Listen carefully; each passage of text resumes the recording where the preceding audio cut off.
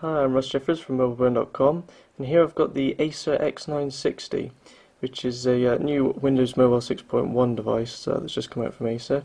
Just going to take a look at a few of the hardware features and software features of this phone. Starting off at the front here, you can see we've got a 2.8-inch resistive touchscreen, which isn't really as large as you would hope for a touchscreen device. It's only comparable to the Nokia 95 same size screen, except the Nokia's got a keypad, which the Acer doesn't. In terms of the size of the actual device, the Acer is also slightly larger, although not quite as thick. Moving on from that, you can see below we've got a D-pad here, a round D-pad. Not a lot of use for this because obviously we've got the touch screen, but it's still nice to have one. And we've got an enter button in the middle there. To the left we've got a GPS button which takes you directly into Google Maps, and to the right we've got a home button which is supposed to take you back to the home screen but only works from a handful of menus. Most of the time I found that it didn't actually do anything at all, which was quite odd. Either side of those we've got the call key and the call end key, as you would expect. Above the screen we've got the device's earpiece, a forward-facing video call camera and an ambient light sensor. On either side we've got some notification LEDs. I mean, this one's just showing me that we've got a new SMS message, but you get other LEDs to show you when Bluetooth and Wi-Fi and the GPS is on as well, and also one that just flashes green all the time to show that you have signal.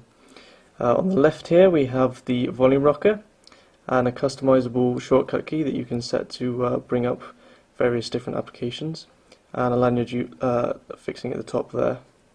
Right on the top of the device we've just got the GPS engraved up there, and on the right we've got the power key which powers the device on and off and is used to sleep and wake the screen. Beneath that we've got the micro SD card slot and the camera shutter button there. Micro SD card slot, although it's on the side and open sideways, oddly you actually have to remove the back cover of the device to actually get your finger under it to open it, which is how it shows you to do it in the manual. It seems a bit weird to me. It seems like it'd be better to have just a little bit to get your nail underneath it. Anyway, at the bottom corner here we've got the stylus. Not an active stylus, not magnetic either, just a telescopic one. It's pretty sort of flimsy as well. It does bend a bit, which isn't great, but it's quite necessary on this phone because the screen's not the biggest, as I say, and it's quite hard to tap certain things. On the bottom of the device we've got the mini USB port used for charging, data and headsets. You get a headset with the device which is sort of quite low quality but does the job.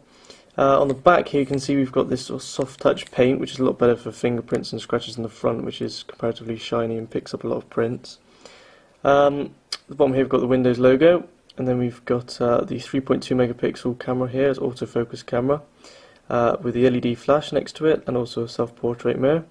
And then next up we've got these two loudspeaker grills here for the speakerphone, which was quite good in terms of quality but doesn't go very loud, but there's no echo, which is quite nice. Let's go move on to the Acer shell menu now. Just tap the button on the side here. You can hear sort of a bit creaky the covers as well. It's not the best build quality we've seen. Here we've got the Acer shell sort of user interface that's on top of the Today screen of Windows Mobile, and you get sort of an office layout here, like a virtual office that you can scroll around with your thumb and then pick different applications and items in the office. You can see we've got this photo frame at the back here with photos in it that I've taken, loaded up on the phone. We've also got this little CD thing here which shows you what music you've got in the music player, and then these little contact cards which show you your shortcut contacts with their pictures, which is quite nice. Moving across from that we've got the window, which if you tap on the window you get the weather application there. It shows you the weather in all different places over the world. You can preset different places. I've just preset just a handful of different ones there, different countries. Unfortunately there wasn't that many cities on it, so I mean you just have to pick the closest city to wherever you are. Let's go back from that.